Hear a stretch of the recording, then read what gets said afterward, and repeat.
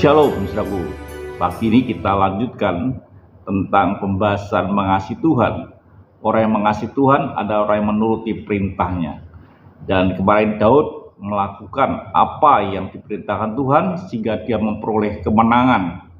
Artinya orang yang mentaati firman Tuhan berarti Tuhan di pihak kita. Kita lihat satu lagi di bagian terakhir ini, yaitu tentang seorang hamba Tuhan Elia.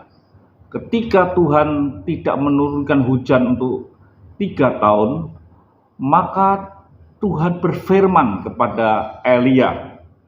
Dikatakan dalam 1 Raja-Raja 17 ayat yang ketiga, "Pergilah dari sini, berjalanlah ke timur, dan bersembunyilah di tepi sungai Kerit di sebelah timur sungai Yordan." Yang Tuhan perintahkan tidak kemana-mana, tapi untuk pergi ke sungai Kerit.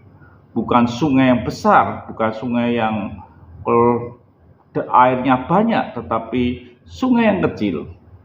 Dan Tuhan katakan, "Aku akan memelihara." Dan ini yang harus dilakukan oleh Elia, di mana dia harus pergi sesuai dengan apa yang Tuhan perintahkan. Dan saudaraku kasih Tuhan, dikatakan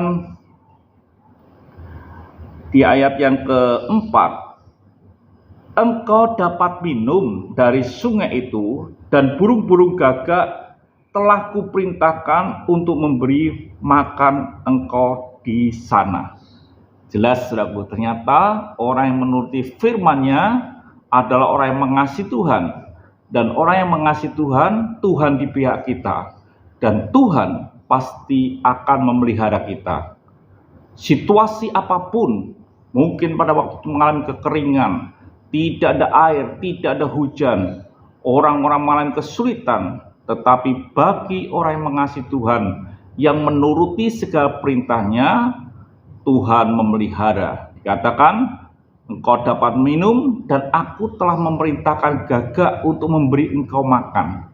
Ini sesuatu yang luar biasa, sesuatu yang dahsyat, yang tidak pernah dialami oleh Elia, di mana gagak memberi dia makan.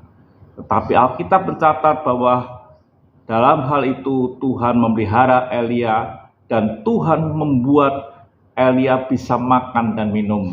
Karena perintah Tuhan, gagak memberi dia makan. Pertanyaannya, apa yang Elia lakukan di dalam 1 Raja-Raja 17 ayat ke-5?